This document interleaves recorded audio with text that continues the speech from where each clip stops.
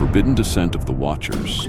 What if I told you that long before the Bible's flood, there were beings from the heavens, angels who crossed the boundaries between earth and the divine? These weren't ordinary angels. No, these were the Watchers, celestial beings tasked with guiding humanity, but they chose to do something that would forever alter the fate of the world. They descended to earth, not to help, but to act on their desires, changing everything we thought we knew about the divine order. Their actions were so shocking that it said they caused a ripple through history, one so powerful that even the gods themselves had no choice but to act. They broke divine law, seduced mortal women, and their offspring, the Nephilim, would be known as giants. Giants with powers that could shake empires. But what could drive these celestial beings so close to the divine to risk everything? Were they simply seduced by human beauty, or was there something deeper at play? What if their descent wasn't a mistake, but a deliberate act to elevate humanity to something greater? Or perhaps their rebellion had darker intentions, ones that threatened to disrupt the balance of the universe itself. Some say the Watchers didn't fall from grace. They were forced to abandon their mission and condemned to an eternal prison as punishment for their actions. The question remains, was their punishment truly justified, or were they the unwitting victims of a grand cosmic game? Welcome to Celestial Chronicles, where we explore these ancient mysteries. If you've ever wondered what truths lie buried beneath the ancient texts, stick around. You're about to find out. Now let's dive into the first chapter. When the Watchers descended to Earth, they didn't just bring their physical presence. They brought something far more dangerous: forbidden knowledge. These angels, who were meant to watch over humanity, instead began teaching humans things that they were never supposed to know. They taught the ancient people how to work with metals, practice magic, understand the stars, and even fight wars. To some, this knowledge was a gift, helping humans grow and develop civilizations. But to others, it was a curse, because with this knowledge came power, and with power came corruption. The very things that were meant to uplift humanity instead opened doors to greed, violence, and destruction. The flood, which wiped out much of humanity, was said to be a consequence of this misuse of knowledge. But what was the true intent of the Watchers?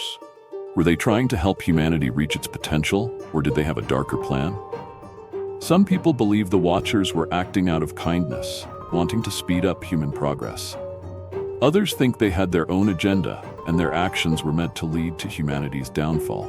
What if they saw humans as tools to be used for something greater, or worse, a test? The offspring of the Watchers, the Nephilim, were born from the union of these angels and human women. These giants, described as beings of great strength and wisdom, were said to have roamed the earth, leaving behind a legacy of chaos. They were powerful, but they were also uncontrollable, causing destruction wherever they went. Some believe that the Nephilim were the reason for the flood. It was the only way to stop their rampage. So what can we learn from this story? Could it be that the knowledge the Watchers shared was not just about helping humanity, but also a way to shape them into something else entirely? What if, through this forbidden knowledge, they tried to push humanity toward a destiny we were never meant to reach? After their rebellion, the Watchers faced a punishment that would forever change their existence. God's response was severe. These celestial beings who had defied divine law were no longer free. The Book of Enoch, an ancient text, describes how the Watchers were bound in chains and cast into a dark place beneath the earth. This punishment wasn't just about revenge, it was a warning. They were to remain there, imprisoned and awaiting a final judgment. But why such a harsh punishment? Was this just an act of divine anger, or was there something deeper behind it? Some believe that the Watchers' actions were part of a much larger cosmic plan, one that involved testing humanity's ability to handle knowledge and power. Their fall from grace wasn't just a personal failure, but a moment in a much bigger story that affected the fate of the world. Could the Watchers have known that their descent would have dire consequences? Maybe they didn't fully realize the impact their actions would have, or perhaps they did and chose to proceed anyway. In either case, their punishment was not just a personal cost, it was a punishment for their interference in the natural order. It was a reminder that even beings with great power could fall when they break the rules of the divine. But some ask, is this the end of the Watchers? Are they truly finished, or is their story only just beginning? Some believe that the Watchers are still waiting for a time when they will be released from their chains to fulfill a part of the cosmic plan. Others suggest that their punishment might not be the end, but just the beginning of a much larger mystery. Could the Watchers still play a role in our world today? Could their influence still be felt, even from their prison? Only time will tell. But one thing is certain, their punishment serves as a warning to all who dare to challenge the natural order. The Nephilim, the offspring of the Watchers and human women, are one of the most mysterious and debated figures in ancient history. Described as giants, these beings were said to be powerful, with strength and wisdom far beyond regular humans. But who were they really? Were they simply the children of fallen angels, or were they something more? Beings with a divine nature and abilities that set them apart from everyone else. Some believe that the Nephilim were more than just giants. They were seen as a hybrid race, combining the divine nature of their angelic fathers with the human qualities of their mothers. This made them incredibly intelligent and strong, possibly even ruling over ancient civilizations. In some stories, they were viewed as gods or kings, revered by the people around them. But their power came at a price. While the Nephilim had the potential for greatness, they were also violent and uncontrollable. Their existence brought chaos to the world.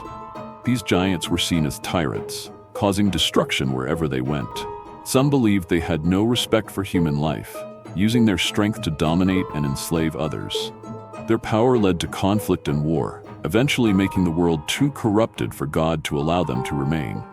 In many traditions, the Nephilim were wiped out in the Great Flood.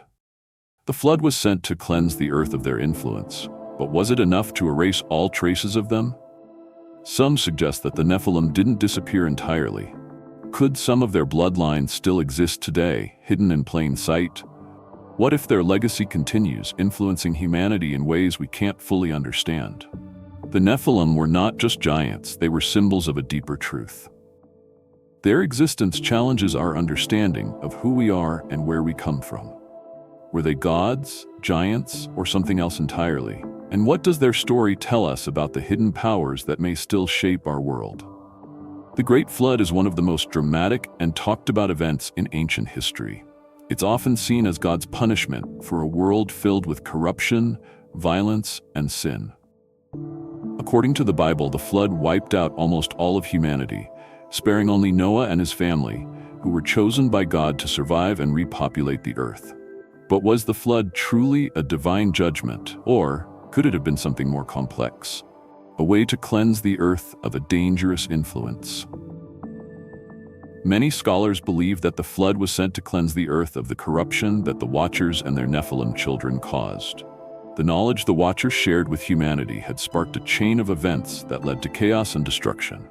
People used this knowledge to wage wars, build empires, and commit violence on a massive scale. The Nephilim, with their power and strength, further contributed to the chaos. Their violent nature made the world even more unstable. It's said that the earth was filled with violence, and God decided to put an end to it all with the flood. But what if the flood wasn't just about punishing humanity for its sins? What if it was also a way to rid the world of something more than just bad people? Some believe that the flood wasn't just a divine response to human sin, but a cosmic cleansing, a way to reset the earth and remove the influence of the Watchers and their Nephilim offspring. The flood may have been necessary to restore balance to the world and remove the threat posed by these powerful beings. Another theory suggests that the flood was a way to protect humanity from further manipulation.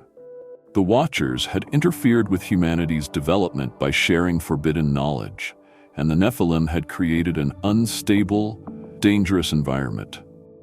The flood could have been a way to protect the human race from becoming too powerful too quickly, before they could go down a path that could lead to even worse consequences.